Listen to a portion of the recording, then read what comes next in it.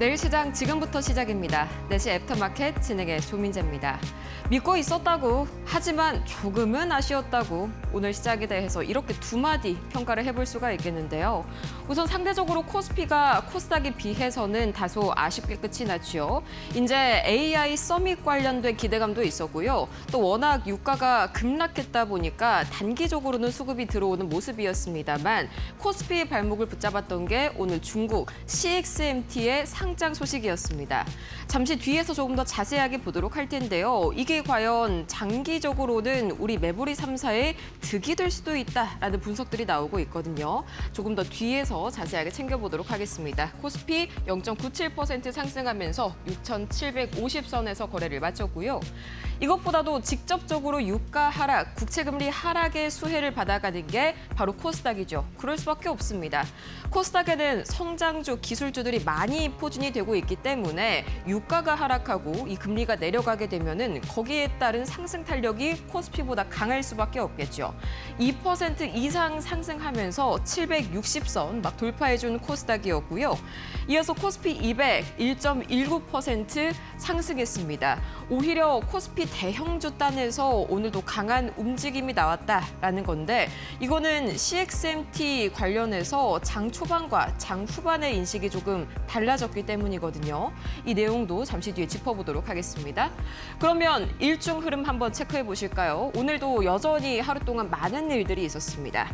가장 먼저 코스피 출발 상황입니다. 이 샌프란시스코 AI 서밋 그리고 국제유가 급락에 힘입어서 갭 상승으로 출발한 코스피 6,800선에서 굉장히 강하게 시작을 했었는데요.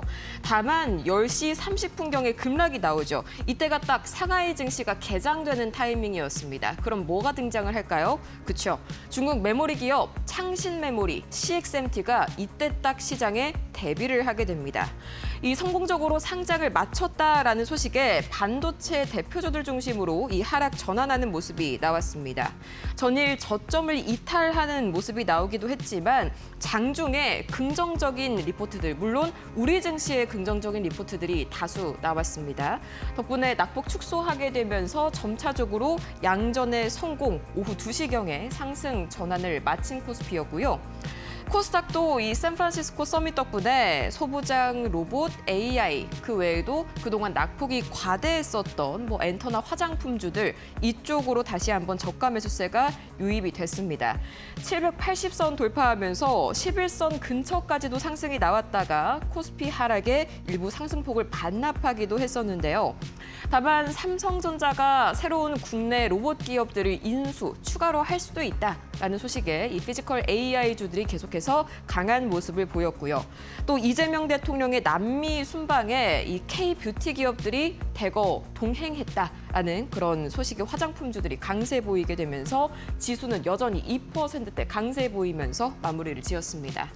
그럼 과연 수급 상황은 어떻게 됐을까요? 우선 원달러 환율 간단하게 보시면 1,468원, 살짝 오르기는 했습니다만 최근 들어서 이 환율 레벨로 봤을 때에는 그렇게까지 유의미하게 위태로운 구간은 아닙니다. 다만 이 부분이 상당히 아쉬운데요. 오늘 외인이 2조 8천억 원 넘게 상당한 매물을 토해냈죠. 이 수급에서 중요한 게 사실 강도보다 지속성인데요. 지난주를 생각을 해보시자면 외인이 이제 월요일부터 목요일까지 4거래일 연속 매수를 이어가다가 금요일 날에 1조 2천억 원을 큰 폭으로 던졌습니다. 그게 오늘 이 코스피에서도 마찬가지로 이탈하는 현상이 이어졌다. 그렇기 때문에 수급적인 측면에서는 상당히 조금 아쉬운 하루였다. 우선 당장 외인이 코스피에 복귀했다라고 하기에는 어려운 그런 움직임이 포착이 됐습니다. 아무래도 CXMT가 새로 상장이 됐다 보니까 이 CXMT랑 한국의 메모리 기업들 사이에서 저울질을 하는 모습들이 포착이 되고 있다라는 게 바로 여기에서 포착이 되네요. 또 오늘 코스닥에서는 기관만이 매물 담아냈습니다. 아직까지도 코스닥에서는 뭔가 명확한 수급의 방향성이 잡히고 있지는 않습니다. 시장의 이목이 온통 코스피, 그것도 반도체 단 안에 기울어져 있다는 것이 이 코스닥의 수급을 계속해서 방해하는 요인이 되겠죠.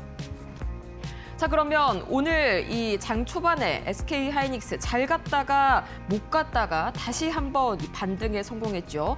삼성전자도 비슷한 모습이었는데 사실 주말 사이에 굉장히 호재거리가 많이 나온 거에 비해서는 아쉬운 흐름이었습니다. 그 발목을 잡은 가장 큰 이슈, 바로 중국 CXMT의 상장이었죠. 자, 우선 장 초반에 하이닉스가 흔들렸던 이유, 크게 세 가지 정도로 볼 수가 있겠습니다. 제가 중간에 한 가지를 약간 생략을 했는데, 우선 첫 번째로는 실적에 대한 경계감이 다시 한번 좀 불타오르고 있죠. 최근 2주 동안 증권사들이 하이닉스 이 영업이익 전망치를요, 잇따라서 낮추는 흐름들이 나타나고 있습니다.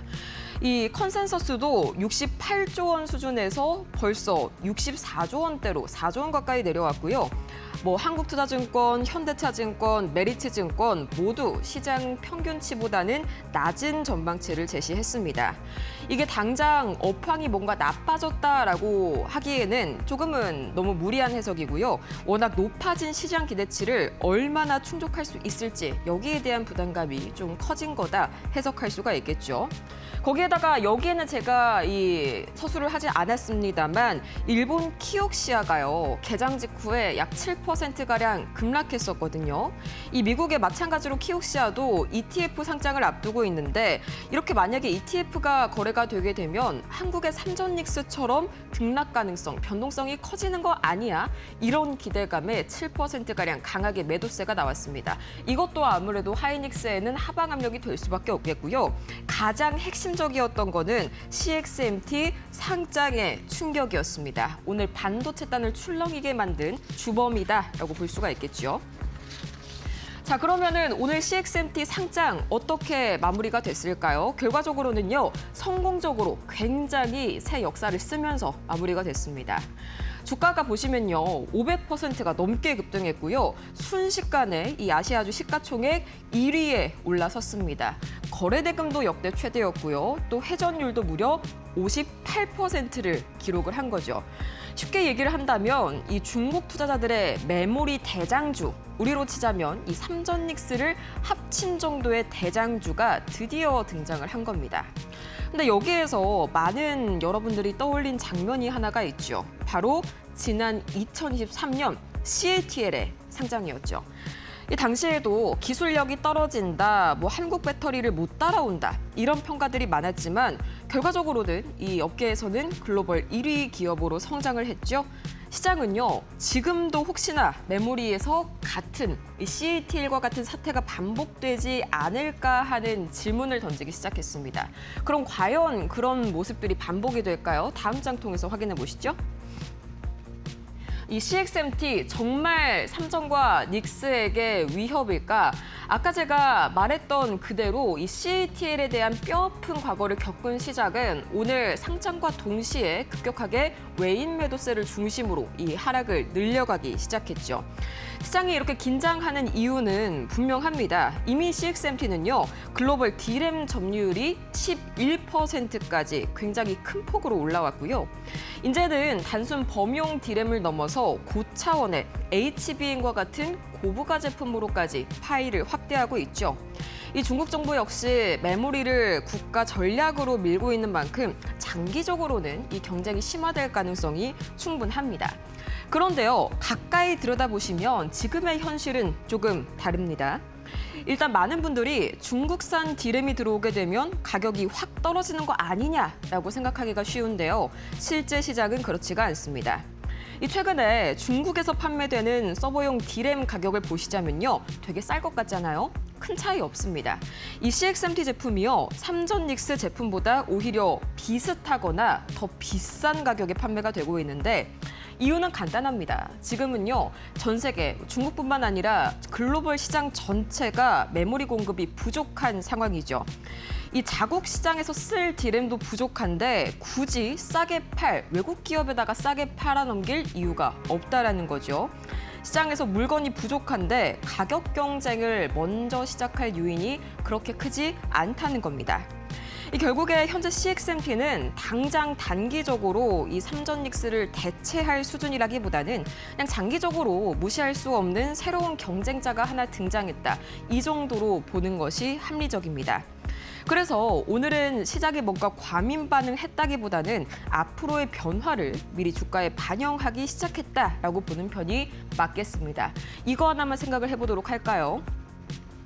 현재 이제 마이크론과 SK하이닉스에서 캐파를 늘린다. 그러니까 생산 시설을 확충시켜서 메모리 양이 늘어날 것이고 메모리 가격이 떨어질 것이다 라고 하는 게 2028년부터거든요.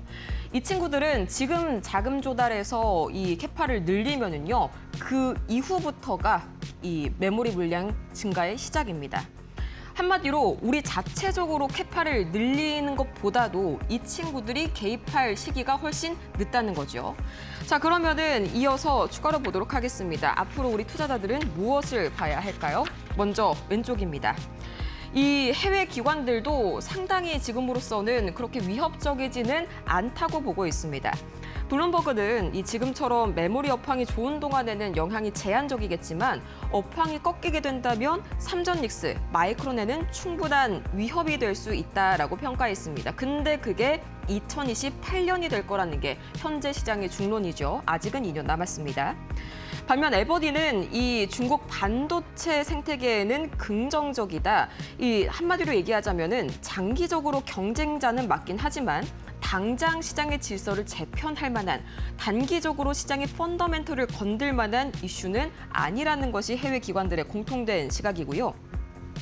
오른쪽도 중요합니다. 이 대형 메모리단들, 그러니까 삼전닉스에게는 단기적으로 경쟁 심화라는 부담이 생길 수가 있겠지만 이 CXMT에 부품을 공급하는 국내 기업들이 있다는 점도 잊지 말아야겠죠. 이 미래산업이나 테스, TSA, TCK처럼 직접적으로 CXMT와 거래하는 기업들은 직접적인 수혜를 받을 가능성이 충분히 높습니다. 자, 이렇게 오늘 시장은 삼성전자와 SK하이닉스 다소간의 호재에 비해서는 조금 약한 반응을 보였지만 메모리 산업 자체를 부정한 것이 아니라요. 오히려 이 과정에서 메모리 병목 현상이 재평가되면서 아직 메모리 피크가 도달하기에는 이르구나라는 결론에 다다르게 됐습니다.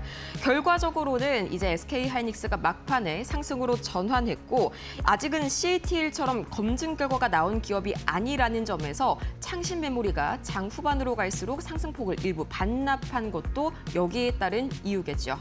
자, 이렇게 해서 오늘 시장을 뒤흔들었던 창신 메모리 IPO 자세하게 한번 살펴봤고요. 그 이외의 중요한 뉴스들 어떤 게 있었을지 바로 이데일리 TV 뉴스 통해서 이어가시죠.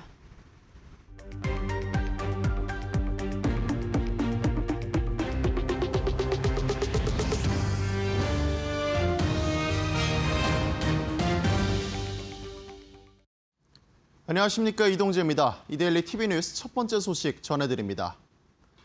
엔비디아가 네이버에 10억 달러를 투자하며 전략적 동맹을 체결한 가운데 네이버는 22년 만에 제3자 배정 유상증자를 단행하는 한편 브룩필드와 90억 달러 규모 AI 인프라 확보에도 나섭니다.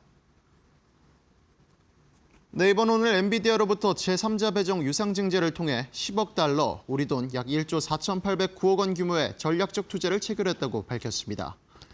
엔비디아는 이번 투자로 네이버의 지분 4.5%를 확보하게 되며 3대 주주로 올라서게 됩니다.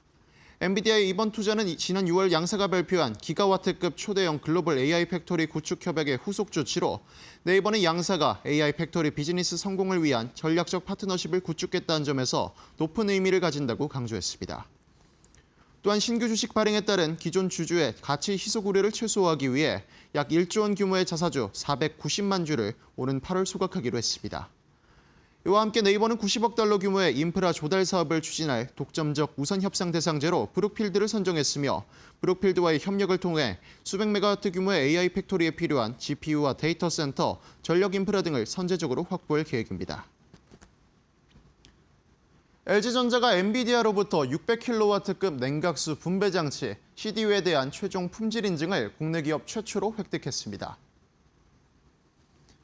CDU는 AI 데이터 센터의 액체 냉각 시스템에서 핵심 역할을 하는 장비로 고성능 GPU와 CPU에서 발생하는 열을 냉각수로 식히는 다이렉트 투칩 방식이 적용됩니다. LG전자는 온도 제어 정밀도를 플러스 마이너스 0.25도씨까지 구현해 고발열 AI 반도체 안정성을 높였다고 설명했습니다. 또 가상 센서 기술과 누수 감지 기능을 지원하며 엔비디아의 장애 대응 시험에서도 장비 이상 발생 시 예비 장치로 자동 전환돼 냉각 운전이 중단 없이 유지되는 성능을 입증했습니다. LG전자는 이번 인증을 계기로 1메가와트와 2.5메가와트, 4메가와트급 대용량 CDU에 대해서도 엔비디아 인증을 순차적으로 추진하며 AI 데이터 센터 냉각 시장 공략에 속도를 낼 계획입니다. 글로벌 AI 데이터 센터 시장이 연평균 26% 성장하는 가운데 하이퍼스케일러와의 협력 확대와 기술 검증 기간 단축을 통해 대형 프로젝트 수주도 늘어날 것으로 기대됩니다. 하나 에어로스페이스가 6,600억 원 규모의 대규모 공급 계약을 비밀리에 체결했습니다. 하나 에어로스페이스는 오늘 매출액 2.5% 이상에 해당하는 상품 공급 기본 계약을 최근 체결했다고 공시했습니다. 하나 에어로스페이스의 지난해 연결 기준 매출은 약 26조 7천억 원으로 단순 계산 시 이번 계약 규모는 최소 6,600억 원 이상으로 추상됩니다. 하나 에어로스페이스는 이번 계약에 통해 계약 관련 세부 사항은 거래 상대방의 비밀 유지 요청에 따라 전체 비공개 사항이라며 비밀 유지 사유 해소 이후 재공시할 예정이라고 밝혔습니다. 한편 업계에선 이번 계약에 스페인 자주포 현대화 사업과 연관됐을 거란 얘기가 나오고 있습니다. 하나 에어로스페이스는 지난 3월 스페인 방산기업 인드라그룹과 자주포 현대화를 위한 구속력 있는 양해각서를 체결했는데 해당 MOU는 하나 에어로스페이스가 K9 자주포 플랫폼을 제공하면 이를 기반으로 인드라가 스페인 현지 공장에서 차체와 제어 통신 시스템을 제작하는 내용입니다. 또한 하나 에어로스페이스는 지난 4월에도 인드라와 칠레 장갑차 현대화 사업에 통합 솔루션을 공동 제안하기로 합의하는 등 협력 강화를 지속하고 있습니다. 하나오션이 원가 절감과 고수익 프로젝트 증가에 힘입어 2분기 어닝 서프라이즈를 달성했습니다. 하나오션은 올해 2분기 연결 기준 영업이익 지난해 동기보다 98% 증가한 7,361억 원으로 잠정 집계됐다고 밝혔습니다. 같은 기간 매출은 5조 4,432억 원으로 65.2% 증가했으며 순이익은 6,926억 원으로 366.4% 늘었습니다. 이번 2분기 매출 상승은 생산 안정화에 따른 조업 효율 개선과 건조 물량 확대에 따른 영향으로 풀이되며 영업이익은 선가 및 환율 등 우호적인 대외 환경과 함께 원가 개선 노력이 복합적으로 반영된 것이 주요였습니다. 또한 LNG 운반선 등 고수익 프로젝트 중심의 매출 인식과 선종별 물량 단가 최적화를 통해 수익성이 한층 개선됐습니다.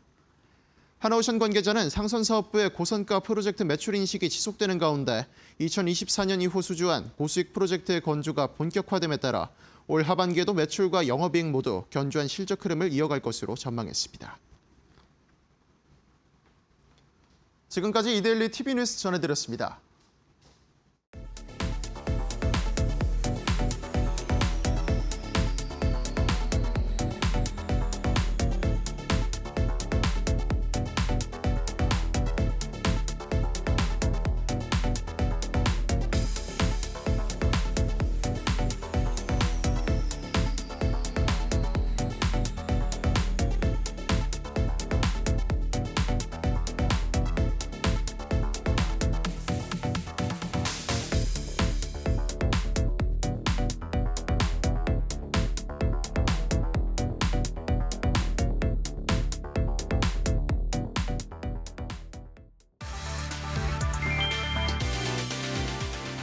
중동발 유가 불안에 정부가 석유 최고 가격제를 계속 유지하기로 했다. 브라질을 국빈 방문 중인 이재명 대통령은 화상수석 보좌관 회의에서 국제유가 변동성이 당분간 이어질 가능성이 크다고 밝혔다. 이어 유가 불안이 해소될 때까지 석유 최고 가격제를 지속하라고 지시했다. 석유 최고 가격제는 기름값이 일정 수준 이상 오르지 않도록 정부가 가격을 통제하는 장치다. 중동 정세 불안으로 국제유가가 다시 출렁이면서 국내 물가와 서민 부담을 막기 위한 대응에 나선 것이다. 이 대통령은 유류세 인하 정책도 최대한 유지하라고 주문했다. 특히 경유 의존도가 높은 화물차 운전자와 건설기계 운전자, 농어민, 이동 노동자의 부담을 줄이는 대책도 함께 추진하라고 강조했다. 정유사 담합과 매점 매석 단속도 강화된다. 정부는 기름값 불안이 민생 전반으로 번지지 않도록 가격 통제와 시장 교란 단속을 동시에 이어갈 방침이다.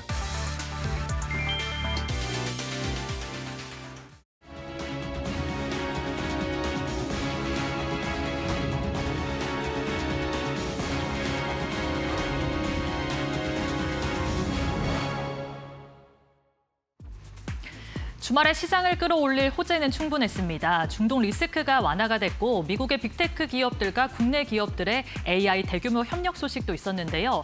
하지만 코스피가 상승분을 거의 반납하는 듯한 흐름을 보여주면서 보합권에서 공방을 벌이기도 했습니다. 장 막판에 에너지가 들어오면서 마감을 했고요. 코스닥 같은 경우에는 더 강한 상승 탄력을 이어나가면서 오늘은 대형주보다는 중소형주가 더 잘 움직이는 시장이었습니다. 그렇다면 현재 애프터마켓 어떻게 흘러가고 있는지 확인해 보시죠. 먼저 코스피 시가총액 상위 종목들의 흐름부터 살펴보도록 하겠습니다.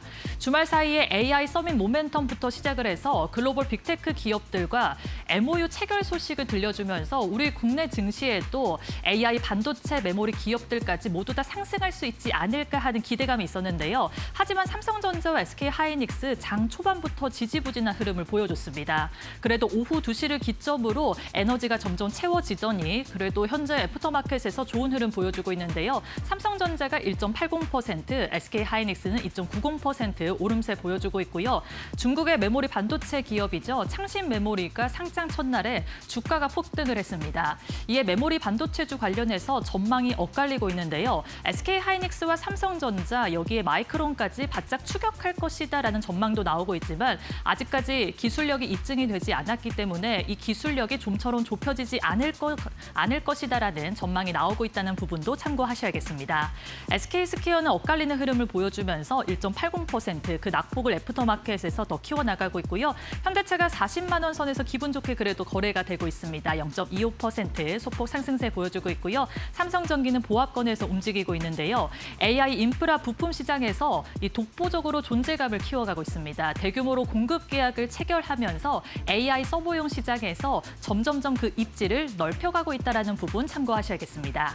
그렇다면 코스피에서 상승하고 있는 상위권의 종목들의 흐름도 확인해 보도록 하겠습니다. 오늘 시장의 주인공은 네이버였습니다. 이 생성형 AI 관련주들이 시장에서 상당히 강한 흐름을 보여줬는데요. 먼저 네이버가 AI 투자를 확대하겠다라는 내용을 밝혔습니다. 엔비디아와 함께 이 AI 글로벌 팩토리를 구성하겠다라는 내용을 밝히면서 매수세가 강하게 유입이 됐고요. 또 1조 원에 가까운 자사주 소각 계획까지 밝히면서 투자 심리가 자극을 좀 받았습니다. AI 인프라 투자도 확대되는데 생성형 AI 서비스도 더 빨라질 수 있다라는 기대감이 들어오고 있고요. 여기에다가 이번 주에는 미국의 빅테크 기업들의 실적 발표도 줄줄이 예정이 되어 있습니다. 이번 실적 발표를 계기로 반도체 업황과 AI 산업에 대한 이 불확실성이 조금은 해소가 될 수 있다, 완화될 수 있다라는 전망까지 나오고 있다라는 부분 참고하셔야겠습니다. 네이버가 오늘 12%가 넘는 급등세를 장중에 보여주기도 했는데 현재 8.67% 오름세 보여주고 있습니다. NHN은 게임주인데요. 이 게임과 클라우드 사업이 동반으로 성장하고 있다라는 평가를 받고 있습니다. 현재 10.30% 두 자릿수의 오름세 보여주고 있고요. 오늘 화장품주와 엔터주들도 시장을 뒷받침하는 모습을 확인할 수가 있는데요. 코스맥스가 8.07% 상승세 보여주고 있습니다. K뷰티에서 인디 브랜드의 매출이 점점점 상승을 하고 있고요. 국내 고객사를 대상으로 해외 직수출을 지원하는 플랫폼을 운영한다라고 밝히면서 오늘 매수세가 잘 유입이 되고 있습니다. 우리금융지수는 2분기 호실적을 발표를 하면서 자사주 매입과 소각 계획까지 같이 밝혔는데요. 이에 오늘 7.62% 오름세 보여주고 있습니다. 그렇다면 코스닥에서도 시가총액 상위 종목들의 흐름 확인해 보도록 하겠습니다. 오늘 코스닥의 분위기는 장 초반부터 좋았습니다. 이 코스피에서는 로봇주가 관망세를 보여주기도 했지만 코스닥에서는 피지컬 AI 관련주가 시장을 강하게 이끌었고요. 여기에다가 제약바이오주도 반등세를 보였었고 아까 말씀드렸다시피 엔터주와 화장품주도 코스닥을 뒷받침하는 모습을 확인할 수가 있었습니다. 먼저 알테오젠의 주가 흐름부터 확인해 보도록 하겠습니다. 저번 주에 삼성바이오로직스와 셀트리온이 역대급 2분기 실적을 기록했습니다. 매출이 1조 원을 넘어서면서 제약바이오 전반으로도 좀 이 온기가 퍼졌었는데요. 이에 오늘도 알테오젠이 3.49% 오름세 보여주고 있고요. 피지컬 AI 종목들로도 강하게 매수세가 유입이 되면서 현재 레인보우 로보틱스도 5.97% 오름세를 보여주고 있습니다. 리노공업도 1.75% 오름세 보여주고 있고요. 최근에 2차 전지 움직임도 나쁘지가 않습니다. 에코프로와 에코프로 BM 모두 다 3.07%, 2.03% 상승세를 보여주고 있습니다. 그렇다면 코스닥에서도 상승하고 있는 상위권의 종목들의 흐름 확인해 보도록 하겠습니다. 오늘 코스닥에서도 생성형 AI 종목들이 좋은 흐름을 보여주고 있고요. 피지컬 AI 관련된 종목으로도 매수세가 잘 유입이 되고 있는데요. 먼저 생성형 AI 관련주부터 확인해 보도록 하겠습니다. 5위에 이름을 올리고 있는데요. 셀바스 AI가 19.12% 두 자릿수의 상승세를 보여주고 있고요. 오늘 코난 테크놀로지가 생성형 AI 종목들 중에서는 가장 강한 상승세를 보여주고 있습니다. 생성형 AI 시장에서도 입지를 넓혀가고 있는데 데이터 분석 기술을 토대로 AI 고도화 작업을 진행하겠다라고 밝히면서 26.17% 오름세를 보여주고 있고요. 애프터마켓에서는 상한가를 터치하는 흐름을 보여주기도 했습니다. 가온칩스도 27.25% 두 자릿수 오름세를 보여주면서 AI 반도체 시장이 얼마나 강하다는 건지 종목을 보면서 확인할 수가 있었고요. 로봇주 단에서는 한국 PIM과 KNR 시스템도 좋은 흐름을 보여주고 있습니다. KNR 시스템은 슈퍼 휴머노이드에 들어가는 로봇손을 개발했다라는 소식을 들려줬는데요. 최소한의 액추에이터로 손을 조금 자유롭게 통제할 수 있다라는 소식을 들려주면서 현재 상한가 터치하고 있습니다. 지금까지 애프터마켓 흐름 확인해봤습니다. 애프터마켓 일부 본격적으로 시작합니다. 오늘은 가다니엘 파트너와 함께합니다. 파트너님 어서 오세요. 네, 안녕하십니까. 네, 주말 사이에 기대를 굉장히 좀 많이 하고 있었는데 그거에 비해서는 나온 재료에 비해서는 조금은 아쉬웠던 시작이 아닌가 싶습니다. 파트너님은 어떻게 보시나요? 저는 굉장하게 또 준수한 흐름들을 보이지 않았나 생각이 듭니다. 확실히 삼성전자하고 닉스에 대한 우리가 네이버에 대한 그런 상승률들을 봤을 때 네. 되게 좀 실망스러운 부분들이 있겠습니다. 하지만 주말 동안에 우리가 기다렸던 리스크들이 있었어요. 네. 그래서 그 리스크들이 어느 정도 좀 반영이 된 부분들을 이 호재와 함께 주가를 먹고 갭 상승으로 시작했단 말입니다. 2, 3%에 대한 갭을 띄고 상승에 대한 흐름들과 그리고 그에 대한 이런 세력들에 대한 수급들이 같이 들어와 주면서 뛰었기 때문에 주말에 대한 그런 호재들은 차익 실현에 대한 물량이 나올 수밖에 없는 노릇이에요. 네. 그리고 차익 실현이 나온 다음에 그럼 오후장은 어떻게 되겠습니까? 그대로 쭉 밀린다라면은 다음 날에도 이게 재료 소멸과 함께 좀 안 좋게 흘러가있구나라는 그런 흐름들을 볼 수가 있는데 네. 오늘 꼬리를 또 말아 올리면서 막판에 또 뒤집기가 좀 일어나는 분위기를 연출을 했기 때문에 아침에서는 주말 동안에 있었던 부분에 대한 차익 실현 물량이고 그 이후에 대한 흐름들은 다시 한 번 더 좀 수급들이 들어오는구나. 이 서밋데이에 대한 효과가 이번 주에도 계속될지 네. 이 수급도 계속적으로 좀 지켜봐야 되겠습니다. 네, 한 가지 궁금한 게 이제 삼전닉스, 그다음에 네이버 세 가지 다 엄청난 호재거리가 나왔잖아요. 근데 네. 오히려 삼전닉스랑 관련주들은 약간은 조금 아쉬웠고 오히려 네이버랑 생성형 AI 이쪽이 굉장히 강한 움직임을 보였는데 이거는 뭐 그동안 덜 올라서 많이 갔다 이렇게만 좀 해석을 해야 될까요? 맞습니다. 항상 이 주가에 대한 상승 이후에 조정이 나온 종목들 중에서 네. 한번 테마를 휩쓸었던 종목들은요. 또 관심을 받기 마련입니다. 더군다나 AI 생태계 안에 있었던 AI 소프트웨어 관련주들이 그동안 주가에 대한 조정을 맞이했어요. 그리고 저번 주에 제가 소프트 AI에 대해서 한번 언급을 했었습니다. 그렇죠. 네, 밴드에서도 언급했던 종목들도 소프트 AI라는 그런 테마군들 안에서 움직였었고요. 그래서 실제로 바닥에서부터 추세를 돌렸던 소프트 AI가 이번 서밋데이와 맞물려서 재료도 함께 맞물렸고요. 네. 바닥에서 추세를 돌렸다는 그런 수급과 함께 오늘 강한 시세를 냈었는데 지금까지 우리 AI 생태계에서 봤을 때도 로봇이랑 강한 조정이 나왔던 건 로봇과 AI였죠. 네, 소프트웨어 때문에 이 두 개에 대한 테마가 이번 주에도 계속 좀 긍정적으로 볼 수 있는 요건이 형성되지 않았나. 네. 네, 그동안 조정이 좀 많았습니다. 조정을 받았기 때문에 받은 만큼, 쉰 만큼 이제 출발을 해야겠죠. 네. 네, 그런 부분들이 좀 이 시장에 좀 자극되지 않았나. 그리고 물론 그 이후에 있을 네이버에 대한 또 기대감을 통해서도 움직였겠죠. 네, 오늘 그래서 전반적으로 이제 저번 주가 로봇이었다면은 이제는 생성형 AI 쪽으로 본격적으로 좀 순환매가 이동을 하고 있구나 생각이 드는 하루였습니다. 그러면 이제 본격적으로 오늘장 애프터마켓에서의 특징 섹터 한번 살펴보도록 할까요? 오늘 섹터 어떤 걸로 한번 잡아주셨나요? 네, 역시나 마찬가지로 AI 인프라, 또 피지컬 AI와 AI 소프트웨어 네, 이렇게 두 가지를 특징주 섹터로 가지고 왔습니다. 역시나네요. 네. 네, 그래서 앞전에서 우리 아나운서님께서도 설명해 주셨다시피 이재명 대통령께서 지금 미국의 또 샌프란시스코 AI 선언을 하면서 AI 공급망 구축과 AI 반도체 생산 시설, AI 허브 조성, 테스트베드 구축 등등 정부 차원에서의 그런 투자 확대 기대감이 형성이 되어 있습니다. 그리고 네이버에 대한 엔비디아 전략적 투자에 대한 부분들도 엔비디아가 1조 5천억 원에 대한 규모를 가지고 이 데이터 센터에 대한 기대감을 계속적으로 지금 확대를 시키고 있는 부분들이 있거든요. 네. 자, 그럼 이게 또 기대감이 되어서 연쇄적으로 또 네이버뿐만 아니라 그 다음 기업들도 우리가 기대할 수 있는 부분들도 있겠고요. 그리고 삼성과 SK가 인프라 투자를 통해서 브로드컴, 엔비디아, 마이크로소프트, 아마존 기업들과 함께 이 LTA 또 장기 계약 협력에 대한 기대감이 나오면서 AI 투자 사이클이 아직 끝나지가 않았다. 계속적인 이 상승 테마가 이어지고 있구나. 그래서 정부 정책과 글로벌 투자 그리고 엔비디아에 대한 호재가 네. 계속적으로 남아있는 만큼 이 삼박자가 며칠간은 이 시장에서의 긍정적인 흐름들과 이 섹터에 대한 흐름들을 좀 불러일으키지 않을까 보고 있겠습니다. 네, 돈도 붙어주고요, 기술력도 붙어주고, 심지어 이제 정부에서 그거를 사주겠다, 실적에 대한 확실한 청사진까지 지금 붙어준 삼박자가 골고루 어우러진 AI 인프라 섹터 짚어주셨고요. 이번에는 특징 종목으로 한번 시선을 좁혀볼까요? 오늘 첫 번째 특징 종목 어떤 거 준비해 주셨어요?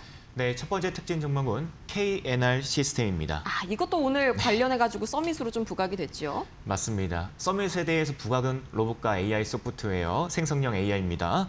네, 그래서 현대차가 지금 AI 서밋에서 피지컬 AI 전략을 발표를 했습니다. 그래서 엔비디아, 웨이모, 구글과 협력을 강조하면서 관련주로 지금 KNR 시스템이 부각이 되었고요. 네. 또 최근에 삼성전자가 또 RX 사업팀을 또 신설을 하면서 로봇 신사업에 대한 미래 먹거리를 계속적으로 휴머노이드 사업을 본격화하겠다라는 움직임들이 또 계속적으로 시장에 부각되면서 추가적인 M&A에 대한 이슈까지 좀 부각이 되고 있습니다. 네. 삼성전자 같은 경우에는 레인보우 로보틱스 이후에 제2의 M&A 이슈에 대한 카드를 가지고 어떤 기업이 괜찮을지 찾고 있는데요.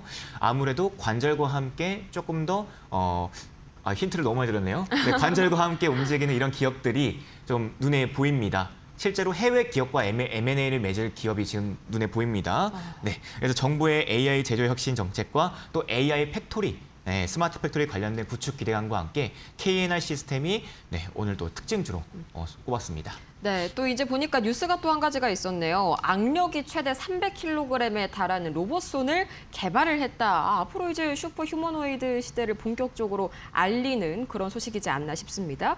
두 번째는요. 두 번째도 마찬가지로 샌프란시스코 AI 서밋 관련주네요. 네, 맞습니다. 두 번째도 코난 테크놀로지라는 종목인데요. 오늘 장을 보셨던 분이라면 되게 익숙한 그렇죠. 종목일 상한가를 겁니다. 갔죠 또. 네, 이름도 코난이기 때문에 네, 추적한 만큼의 코난 테크놀로지가 네. 오늘 또 강한 상승을 냈었는데요. 앞서 말씀드렸던 우리 AI 서밋 관련해서 샌프란시스코에 대한 선언을 통해 네이버와 엔비디아의 전략적인 동맹, 전략적인 투자를 통해서 빅테크 AI에 대한 투자 확대에 직접적인 대장주로 손꼽혔던 종목입니다. 그래서 AI 서비스와 소프트웨어는요, 지금 하드웨어에 대비했을 때 굉장히 저평가됐었거든요. 네. 그래서 다시 한 번 더 이번 서밋에 대한 효과를 톡톡히 봤던 종목군으로 또 코난 테크놀로지가 오늘 또 강한 시세를 받았고 계속해서 이번 주에도 좀 기대를 해볼 만한 자리에 위치해 있습니다. 네, 이렇게 해서 코난 테크놀로지, 이제 KNR 시스템과 함께 오늘 정규장에서도 그리고 현재 애프터마켓에서도 상한가를 지속하고 있는 종목들 한번 만나봤습니다. 더 자세한 내용 궁금하신 분들께서는 저희 방송 끝나도 가다니엘 파트너님과 함께해 주시면 좋을 것 같고요. 그럼 내일장에서는 어떤 전략을 또 펼쳐볼지 바로 키워드 통해서 만나보시죠. 네, 내일장 키워드 첫 번째는요. 미국의 소비자 신뢰지수 오늘 밤 11시에 발표가 됩니다. 이 한마디로 경제에 대해서 소비자들이 얼마나 자신감을 가지고 있는지, 얼마나 지금 경제가 탄탄하다고 믿고 있는지를 나타내는 그런 지표인데, 이게 또 FOMC 직전에 발표가 되는 수치이기 때문에 과연 이 부분이 금리에다가 얼마만큼의 영향을 미칠 수 있을지 자세하게 파헤쳐보도록 하겠고요. 두 번째 열어보시죠. 네, 블룸에너지 실적 발표 드디어 이번 주가 이 각종 빅테크 기업들의 실적 발표 슈퍼위크입니다. 특히나 블룸에너지의 경우에는 2차 전지단에 강한 영향을 미칠 수가 있겠죠. 과연 실적에 따라서 2차 전지들 어떤 향방을 보일지 차근차근 시나리오별로 분석해 보시죠. 자, 우선은 오늘 밤으로 가장 중요하게 발표가 예정된 지표가 11시 미국의 소비자 신뢰지수죠. 네. 이거는 뭐 우리한테 직접적이다라기보다는 좀 간접적인 그런 지표잖아요. 맞을까요? 네, 맞습니다. 지표에 대한 수치도 저희가 이제 확인을 했듯이 어느 정도 좀 주가에 대해서 반영이 되지 않을까라는 수치가 예상 수치로 나와 있는 만큼 뭐 어느 정도 우리가 반영이 될까라는 의구심도 있겠지만 결국에는 이번 주에 있을 FOMC가 있기 때문에 거기에도 어느 정도 반영이 안 될 거라고 생각을 하면은 오산이겠죠. 네. 네, 모든 지표들이 반영이 되고 물가에 대한 부분들과 지표에 대한 부분들이 함께 반영이 되었을 때 이제 결정을 내리는 게 금리 인하와 금리 인상이지 않습니까? 네. 그래서 미국 12 소비자 신뢰 지수는요, 경제 활동에 대한 소비자 신뢰 수준을 측정하는 지표입니다. 그래서 전체 경제 활동에서 주요한 역할을 다룬다 하는 게 소비지 않습니까? 네. 그래서 소비자 지출을 예측하는 선행 지표인 만큼 이 수치가 높으면은 소비자가 향후 경기를 좀 낙관적으로 보는 그런 부분들이 있고요. 그리고 낮으면은 경기가 조금적으로 좀 둔화가 되겠구나라고 볼 수 있는 수치입니다. 그래서 아까도 말씀드렸지만 지금은 FOMC를 앞두고 있기 때문에 예상보다 너무 강한 수치가 반영이 됐을 때는 우리가 확실히 조금 부담이 된다. 즉 경기에 대한 심리를 가지고 좀 접근을 하셔야 되고요. 네. 그래서 예상 수치에 대해 봤을 때는 지금 91.2입니다. 네, 91.2에서 92.1로서 지금 소폭 상승하는 수준으로 보이고 있는데요. 네. 확실히 이 수치가 저는 딱 알맞다라고 보고 있고요. 더 이상 소비 심리가 더 나빠지지 않지만 뚜렷하게도 좀 좋아지지 않는 부분들, 90에서 92 안에서의 움직임들이 계속적으로 좀 유지가 될 때, 네. 저는 지금 시장 안에서의 이 변동성들을 좀 해치지 않을 만큼의 이런 유동성을 일으키지 않을까라고 좀 해석이 되고 있습니다. 네. 그래서 91에서 93 수준이 가장 무난한 결과입니다. 네, 그래서 이렇게 나오는지 한번 오늘 밤 11시에 또 한번 지켜보도록 하겠습니다. 네, 91에서 93 여기를 만약에 벗어난다고 치면은 이게 차라리 이거를 하회를 해버리는 게 상회하는 것보다는 낫다. 왜냐 그래야 이제 금리 인하에 대한 기대감이 커지니까 이렇게 또 정리를 해볼 수가 있을까요? 네, 맞습니다. 네. 오히려 이 아래로 떨어지게 된다라면은 둔화에 대한 신호로서 금리 인하에 대한 부분들이 조금 더 부각이 되지 않을까 싶겠습니다. 네, 앞으로 이제 배드뉴스에서 굿뉴스라고 하죠. 그게 마찬가지로 좀 여기에도 적용이 되는 모습이네요. 두 번째 이슈로 한번 넘어가 볼까요? 이제 7월 28일 미국 장마감 후에 그러니까 우리 시각으로 수요일 아침 5시에 실적이 발표가 되죠. 근데 블룸에너지랑 이때 시게이트가 동시에 실적 발표를 하는데 블룸에너지를 좀 더 중요하게 보시는 이유가 뭔지 궁금하네요. 네, 확실히 블룸에너지가 가지고 있는 이 AI 데이터 센터에 대한 연결망 때문에 저는 조금 더 크게 봤습니다. 지금은 가장 많이 부각이 되고 있는 게 전기 전력에 대한 병목 형상입니다. 그렇기 때문에 AI 센터를 그 다음 먹거리로 삼고 그 다음에 투자에 대한 캐펙스를 늘리느냐 마느냐의 싸움에서 네. 그럼 AI 데이터 센터를 지으기 위해서는 지금 1년에 대한 유예 기간을 겪었던 것만큼 주마다에 대한 법도 있겠지만 계속해서 AI 데이터 센터에 대한 이 기간을 줄이고 이 시설에 대한 캐파를 늘릴 수 있다는 것은 이 전기 전력에 대한 부분들이 가장 직결될 수가 있겠는데요. 네. 블룸에너지가 확실히 이에 대한 가까이 붙어 있던 것만큼 이에 대한 부분들이 실적으로 반영이 됐을 때 그리고 실제로 AI 데이터 센터와 엮여져 있는 이 블룸에너지가 실적을 냈을 때 결국에는 전기 전력뿐만 아니라 우리 가지고 있는 반도체 업종과 또 AI 인프라 안에서에 대한 종목군들도 같이 좀 수혜를 볼 수 있는 부분이 있는 것만큼 저는 네. 이 부분들을 조금 더 크게 보고 블룸에너지에 대한 이번 실적 발표에 대해서 우리가 좀 귀를 기울여야 되지 않나라고 가지고 왔습니다. 그러면은 ESS 부문 관련해서 그런 시장의 지표들도 이번 블룸에너지 실적을 통해서 어느 정도는 좀 가닥을 잡을 수 있을까요? 네, 에너지 저장 장치다 보니까 확실히 이번에 물론 ESS가 전기차에 대한 부분들과 함께 부분들도 들어가지만 네. 실제로 전기차뿐만 아니라 반도체에도 다 들어가고요. 아. 그리고 ESS 저장 에너지 장치가 여러 산업에도 같이 들어갑니다.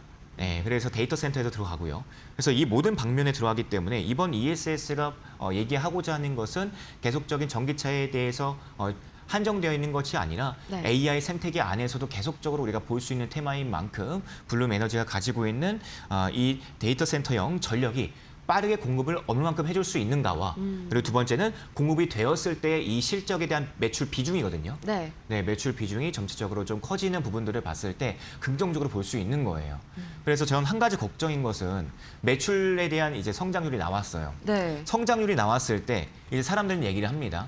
자, 성장률이 나왔을 때 우리가 100점을 치면은 시험지를 받았을 때 60점을 받았어요. 네. 그러면은 빵점을 받았던 기업이 60점을 받았을 때 몇 프로의 성장률이 됩니까?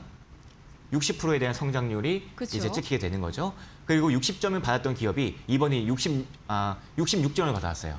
그럼 매출 성장률이 거의 10%밖에 안 맞습니다. 되는 거죠. 10%가 오른 거예요. 그러면 전월 대비했을 때 1분기 때는 60% 올랐는데 2분기 때는 10%밖에 못 올랐네라는 걱정이 있을 수 있겠지만 60점에서 66점이라면은 반대로 생각하시면은 60점에서 66점으로 성장을 한 겁니다.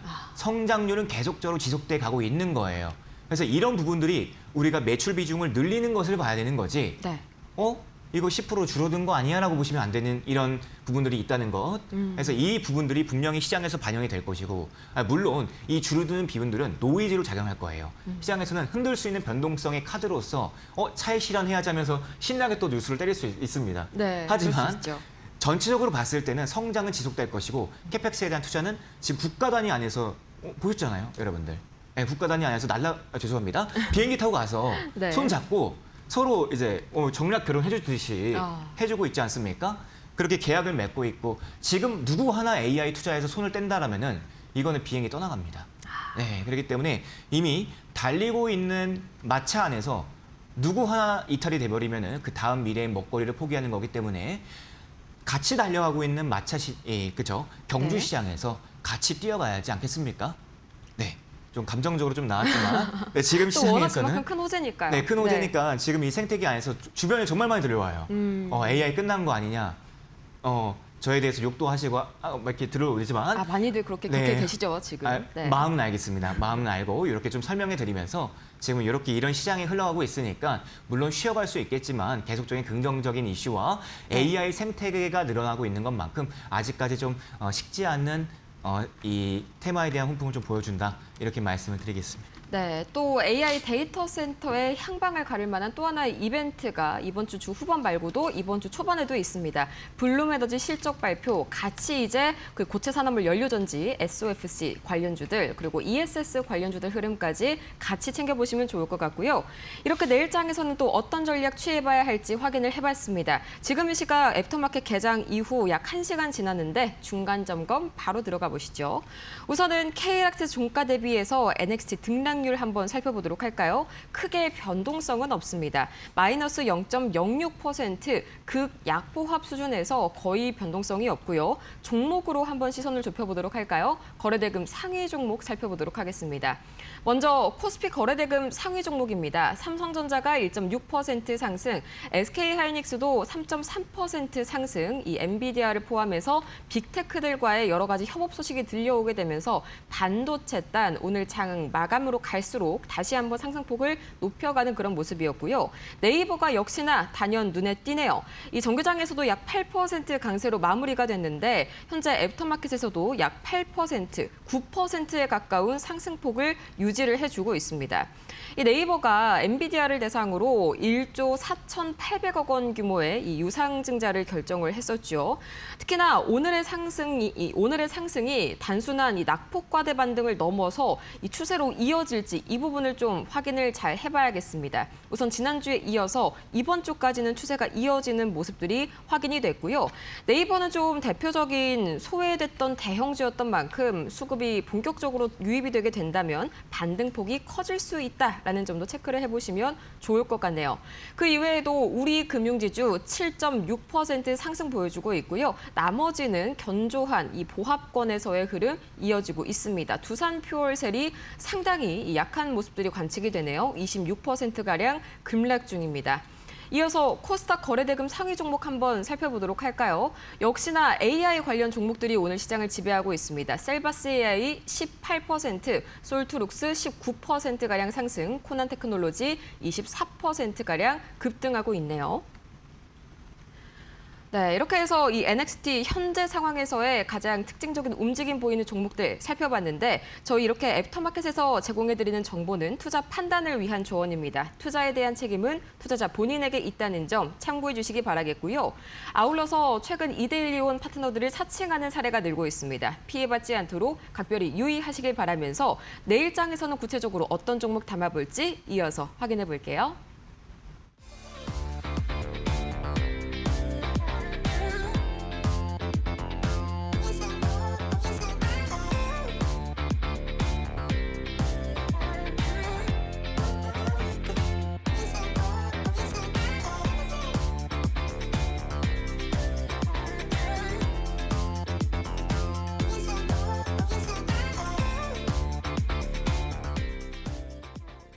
애프터마켓 1부 이어갑니다. 그럼 내일장에서는 과연 어떤 종목을 담아야 할지 바로 여쭤보도록 할게요. 파트너님, 내일장 종목 어떤 쪽에서 한번 살펴볼까요? 네, 내일장 종목은 역시나 아진엑스텍, 아진엑스텍. 피지컬 AI 로봇주로 들고 왔습니다. 네.